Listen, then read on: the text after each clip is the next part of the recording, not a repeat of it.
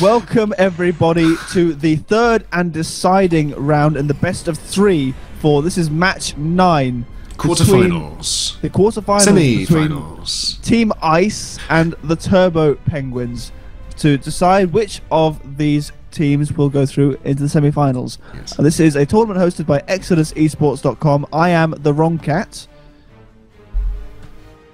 Oh, okay. You are. And I am. And I am the Marshall. I wasn't sure whether you were going to name me or whether I was going to name you. But anyway, Team Pink, LJ Fed and MK Fed of Turbo Penguins on the North Spawn in purple, going double bots with some air and further bots to follow up. Bots is pretty standard on this map with an early transition to vehicles we usually see as well.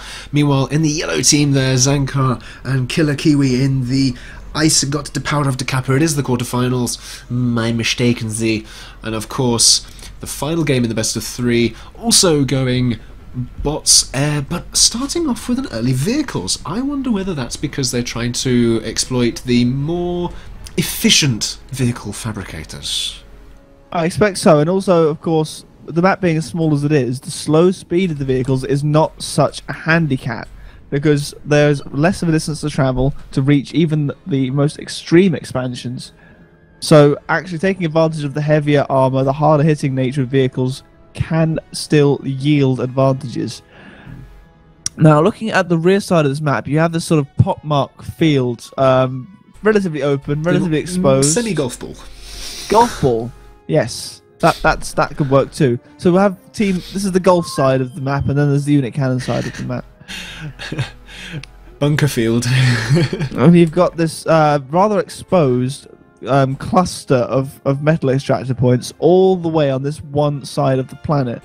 I tend to find teams less keen to go for those because of the very difficult nature of defending expansions on that side of the planet. On the other side, however, you have all these barriers, these natural choke points, which enable you to erect defenses to protect your metal extractors from early raiding forces like this one.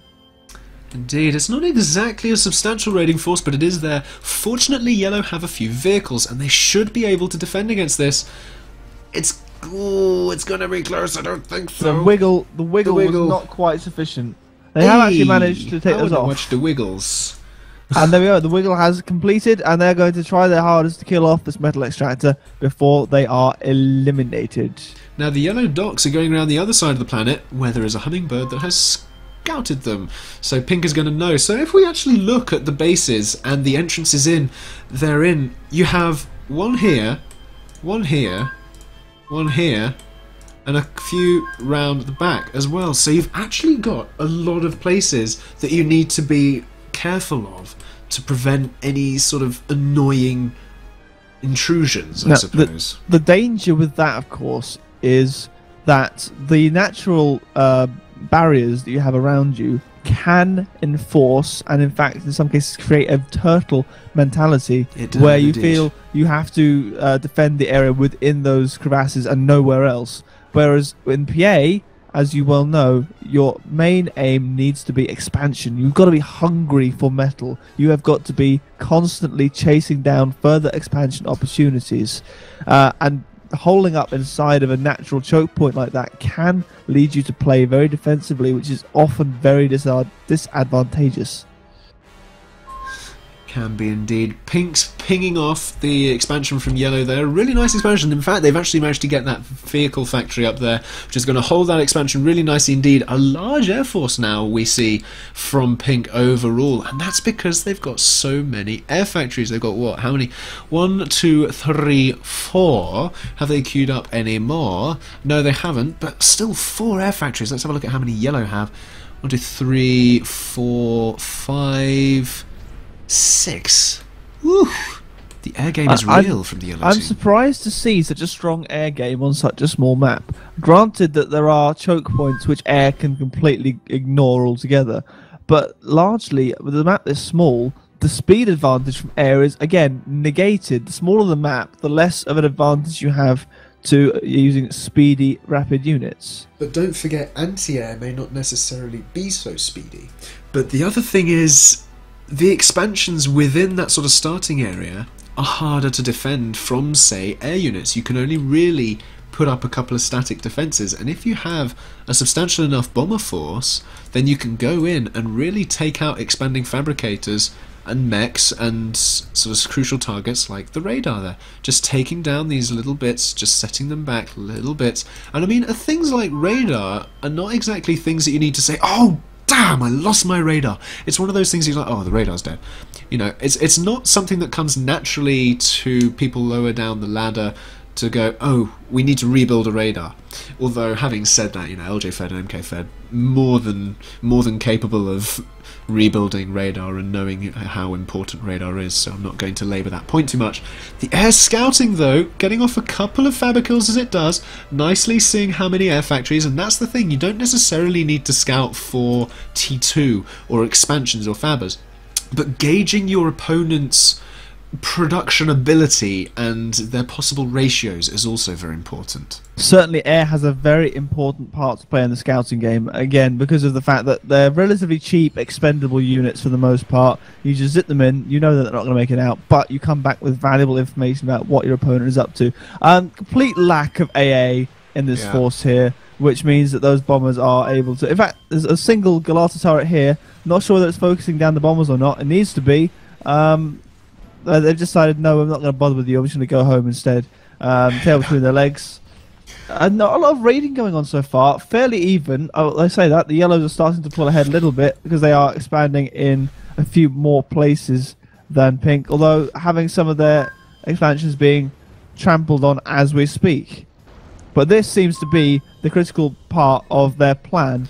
Yes. They've built all the way around here. Really, I don't think pink are expecting them to be there, and they've holed up, they've grabbed some more metal resource points, and that's enough to propel them into the lead as far as economy is concerned. In fact, this area here is actually one that people tend to sort of neglect on this map, actually. So having that sort of an expansion in that area is kind of in their opponent's blind spot. And actually, I just looked through pink's vision, and they don't know anything about that apart from that initial factory that they saw a while back. They don't know that this is now a fully fledged sort of almost second base, as it were now. A proxy base. We're back to those days, Marshall. A proxy base it is. I remember that used to be all the rage way back in the alpha. It was. At the moment, what that's actually effectively done is that has placed them on an offensive leg on two sides of, let's say about sort of 90 to 120 degrees worth of pink's base. They've got very easy, quick access with vehicles to both sides of their base, and they've actually got them fairly well surrounded. Map control being all important as it is, that is a very significant setback because they are able to project power from those production facilities very easily. And they're now pushing through. The defensive force here from pink probably panicking a little bit, thinking, that's a slightly larger force than I had reckoned on dealing with at this point. They've wisely mixed in some AA to keep the planes at bay. And they're now, I didn't mean to rhyme that, and they're now pushing forward to try and take out some more metal expansion. And actually, pink currently suffering on their metal production. So this is going to be very effective, denying them further production opportunities. And pink have finally found these proxy bases. They see the fabbers that are rushing up the Galata. There's no bombers there to deal with them. Do we see T2? It's around this sort of point that we tend to see T2 transitions. But instead, we just see more and more air factories being built. Look at how many air factories are in the pink base now. And what is this commander doing? I think, to be honest with you, I think he's... is he going for a little giving up amble? the ghost. He's going for a bit of an amble there through the back of his base, wondering I'm going to scare you away because I'm a commander and you're a subordinate unit. That's it. All they've got to do is turn around and start shooting at him. I expect he's going to run. He's going to need to run away. If he gets close enough though, he can pop off a few cannons. This is where you'd ideally want to split this army into maybe 2 or 3 little subgroups. There we go. Like so. Into almost as if they can hear me saying it, or I'm just intelligent. There you go. Well, we'll go that far, Mark. You opened yourself up for that one. I knew you would take the bait, and I was judging your character. In fact, seen that defense, seen off that army, but at great cost. He is now very much exposed to snipe territory. Looking at the economies here. I was just sorry. Yeah, sure, by all means. I was just seeing if there are any bombers that can go and finish off the comm snipe. But actually, the Air Force air game is in Pink's court. Now, on to you with your economic forecasting. The economic forecast currently is pretty dire as far as Pink is concerned. It's raining metal in the yellow base, but a veritable drought of the same resource over in the Pink base. Because yellow just have so much map control, uncontested map control. Pink are playing defensive everywhere we look. There's always yellow forces moving in to attack pink forces, and pink forces reacting. And that's one thing that you don't want to be doing in PA, is being reactive. You want to be proactive. You want to be the one causing your opponent to think, I need to send units here, rather than you being on the front foot saying, I want to send units here. And that is the key difference right now, and yellow are taking that to full advantage. Pink are really just sort of watching their back at every step. They are, and they're doing it really well. The thing we do see, though, is a bit of T2. We're about to see a commander die, I think, if we're not careful. Aha. Ooh. Possibly. It might be a fairly close-knit thing. If it gets that, it gets the turret up in time, which he has done. There's a few Infernos. Oh, they're going to focus down the con. They're focusing him down. He is done. As he managed to survive, he's hit behind the wreckage. Wow, he's gone. That was close, and those two mechs are not long for this world either if Yellow decide to push their advantages here. But the thing is, not only is that a comm lost, but that's also opened up their back door. It has indeed. With that said, that earlier force did a very good job of doing that. The commander was in the middle of rebuilding after an earlier raid, and the Yellow just came in there and said, no, sorry, this is a no building zone. They've restricted his permits, and he has been eradicated.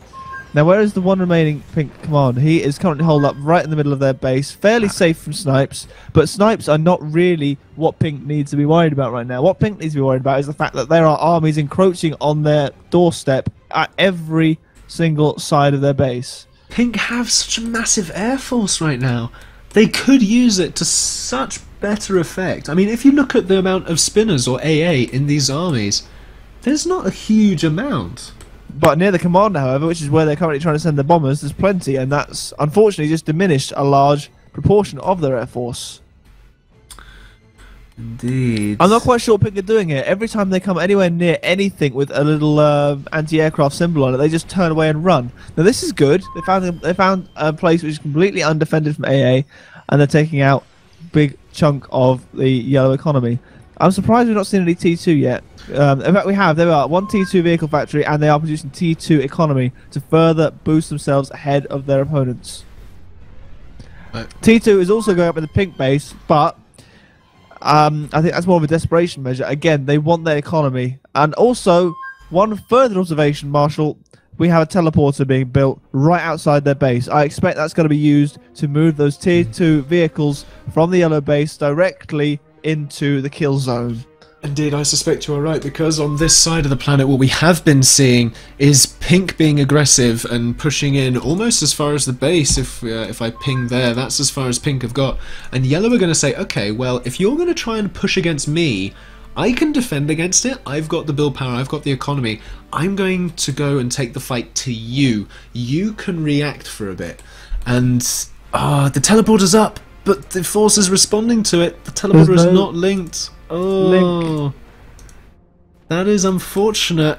But they haven't even built the entrance teleporter yet, Marshall. Yes, that was a mistake. That was very poor timing. Typically, you want to make the entrance first rather than the exit, because then that gives your opponent less opportunity to scout the exit and cotton onto your plan. They're actually building T2 right on their doorstep directly. They didn't even need that teleporter. That's a luxury item at this point. I have seen that a while ago.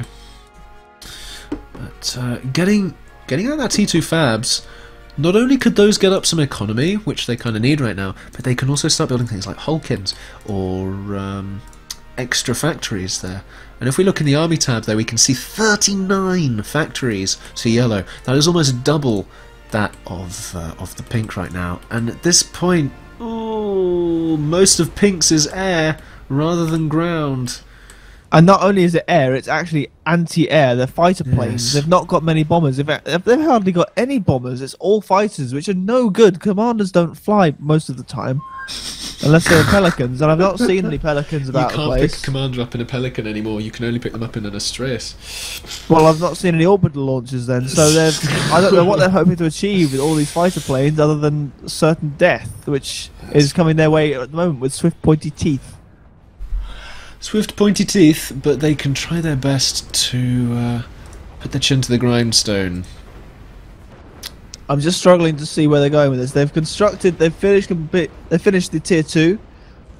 They can defend for as long as they possibly can. What they really need right now is they need to take an opportunity and say, okay, we're going to go all in. I fear as though that's kind of what they have to do. With that factory discrepancy and that economy discrepancy, I think they kind of need an all-in, because actually, if you look at it, Yellow's armies are kind of all over the place, whereas if Pink consolidate their forces and make a good push, I think it could do some damage. It's going to be a bit of a stretch to see if it wins the game or not, because I think Yellow may see, okay, this is an all-in, we're just going to come around and snap your comm in the face, but I don't think Pink even have an all-in available anymore. no, I think their window has passed, I would agree. At the moment, they've got 2 large forces, both of which with some T2 mixed in as well, pushing in from 2 sides, and there's just not enough of a defensive force from Pink to react to this. What I'd like to do is to get some Infernos in the front line, but there are enough levelers in there that the Infernos just can't get there. And this is just going to be sweeping through the base, so the commander is wisely walking away. Slowly. Ambling away from the disaster behind him as his base crumbles to the offensive forces. He's turned around and he said, actually no, sod you guys, get out of here. Fighting. Yes. Yeah. So he's going to plonk an Uber Gaze cannon upon me and shiver. Look at that, that was a beautiful Uber cannon. Last hurrah as the commander pops, and we now see the GGs. the GGs.